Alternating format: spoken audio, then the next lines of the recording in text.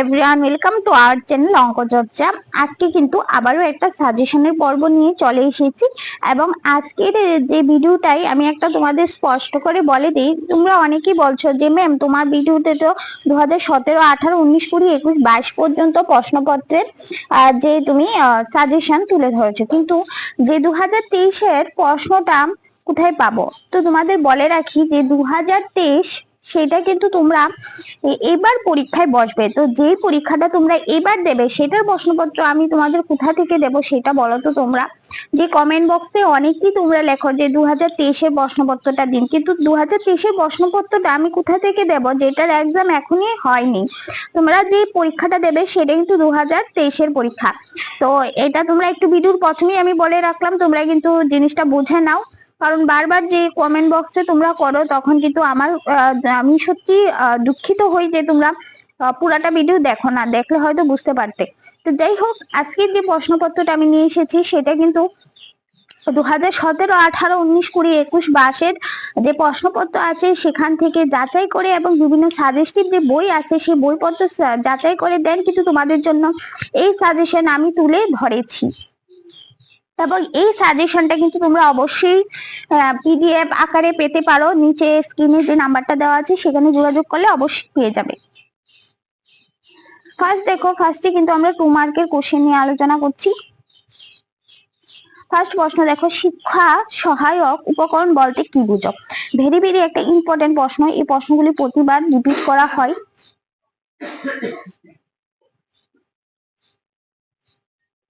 পরবর্তী যে প্রশ্ন দেখো, একটি শিখন বিজ্ঞান ভিত্তিক বিশ্লেষণের যে কোনো দুইটি ধাপ লিখো।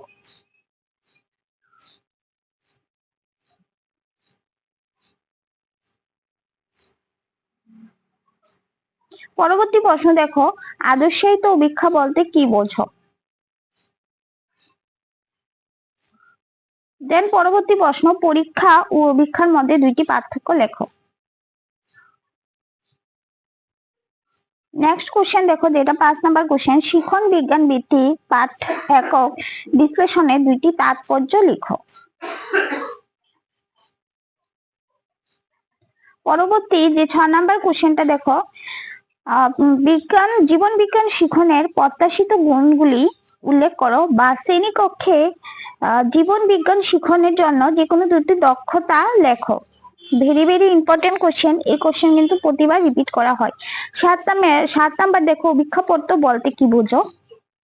8 নাম্বারের কোশ্চেন, মাধ্যমিক স্তরে বিজ্ঞান বিষয়ের ধারাবাহিক এবং সর্বোত্তম মূল্যায়নের পরিকল্পনার যে কোনো দুটি আদর্শ বৈশিষ্ট্য উল্লেখ করো। ভেরি একটা ইম্পর্টেন্ট কোশ্চেন, এটা বারবার রিপিট করা হয়। দেন আমরা চলে যাব আমাদের 9 নাম্বার কোশ্চেনে, যেখানে আছে জীবন বিজ্ঞান শিক্ষকের দুইটি প্রয়োজনীয় দক্ষতা উল্লেখ করো।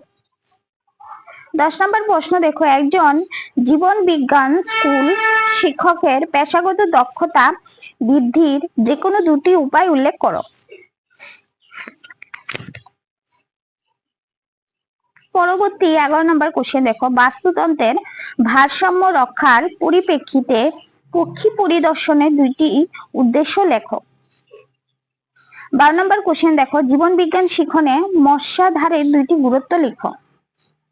দেন 13 নম্বর কোশ্চেন দেখো, বিদ্যালয়ে জীবন বিজ্ঞান শিখনের ক্ষেত্রে একটি শিক্ষামূলক ভ্রমণের যে কোনো দুইটি গুরুত্ব উল্লেখ করো।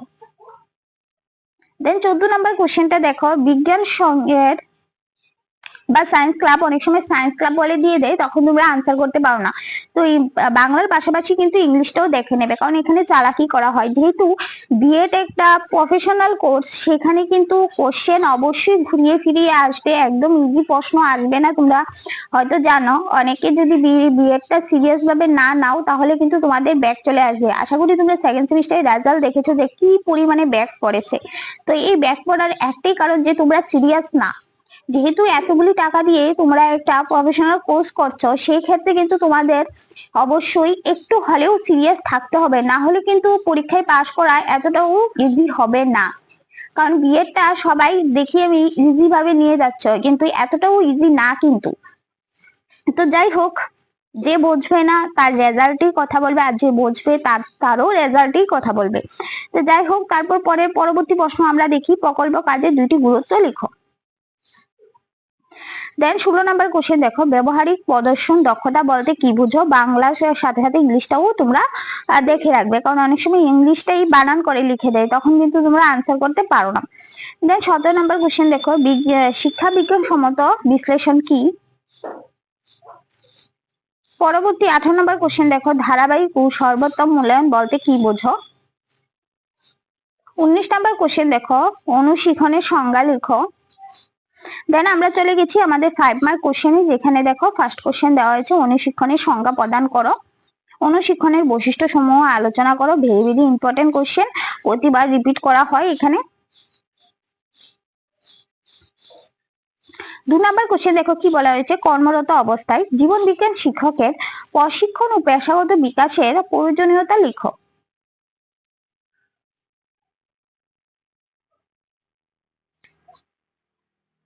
পরবর্তী যে 3 নাম্বার কোশ্চেনটা দেখো, অ্যাসেসমেন্ট ও মূল্যায়নের মধ্যে পার্থক্য লিখো।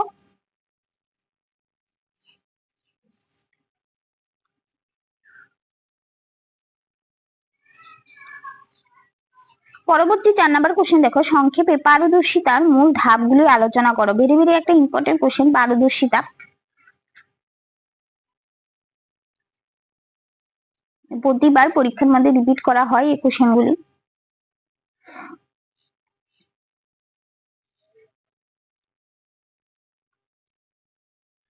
পরবর্তী কোশ্চেন দেখো, কি বলেছে? একজন জীবন বিজ্ঞান শিক্ষকের গুণাবলী আলোচনা করো।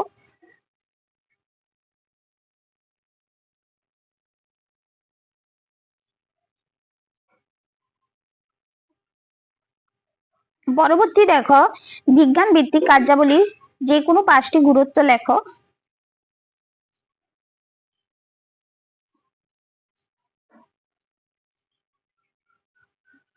পরবর্তী প্রশ্ন দেখো, বিজ্ঞান সমিতির 5টি কাজ উল্লেখ করো। বিদ্যালয়ের পাঠ্যক্রমের পরিপ্রেক্ষিতে বিজ্ঞান সমিতির গুরুত্ব আলোচনা করো।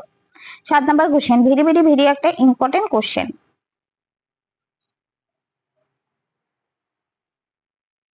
পরবর্তী প্রশ্ন, এটার আনসার এখনো শেষ হয়নি। হ্যাঁ, পরবর্তী প্রশ্ন দেখো, একটি শিক্ষামূলক ভ্রমণের পরিকল্পনা ও রূপায়ণের স্তরগুলি আলোচনা করো। একদম ভেরি ভেরি একটা ইম্পর্টেন্ট একটা প্রশ্ন। আনসারটা দেখো বা পাশে আছে, যার জন্য আমি আবার উপর থেকে একটু দেখিয়ে দিলাম।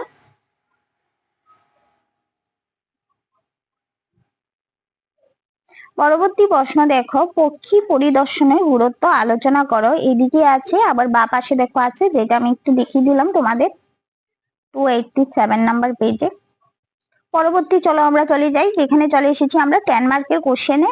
ফার্স্ট কোশ্চেন দেখো, জীবন বিজ্ঞানে অনুকৃতি পাঠের মাধ্যমে যে কোনো 5টি পটুত্বের ঘটন সংক্ষেপে আলোচনা করো। দেন 2 নাম্বার দেখো, শিখন বিজ্ঞান ভিত্তিক পাঠ বিশ্লেষণ বলতে কি বোঝো? ষষ্ঠ থেকে দশম শ্রেণীর মধ্যে যে কোনো একটি নির্বাচিত শ্রেণীর জীবন বিজ্ঞান বিষয় অবলম্বনে শিক্ষা বিজ্ঞান সম্মত বিশ্লেষণের নিম্নলিখিত ধাপগুলি লেখো। এবার দেখো এখানে কি বলা হয়েছে, ছোট ছোট প্রশ্নগুলি কিন্তু লাগিয়ে বড় প্রশ্ন করা হয়, এমন না যে 10 মার্কের একটা বড় প্রশ্ন দিয়ে দেয়।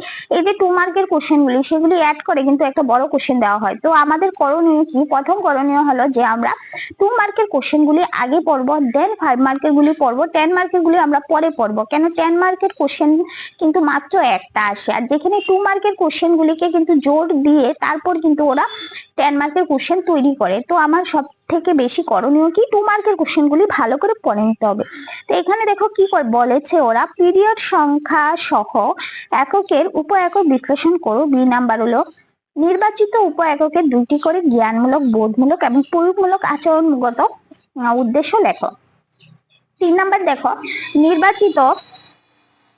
নির্বাচিত উপ এককের নির্দিষ্ট বিষয়বস্তু শিখনের উপযুক্ত শিখন কৌশল বর্ণনা করো। এবং 3 নাম্বার কোশ্চেন দেখো কি বলা হয়েছে, ষষ্ঠ থেকে দ্বাদশ শ্রেণীর মধ্যে যে কোনো একটি শ্রেণীর জীবন বিজ্ঞানের বিষয় অবলম্বনে গঠিত একটি শিখন বিজ্ঞান ভিত্তিক বিশ্লেষণের জন্য 5টি অভিক্ষাপত্র সহ একটি অভিক্ষার রূপরেখা গঠন করো।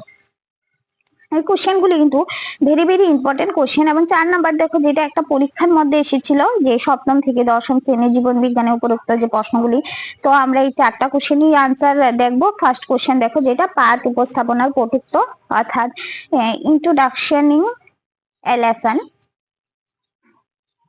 যে উপাদানগুলি আছে সেই উপাদানগুলি।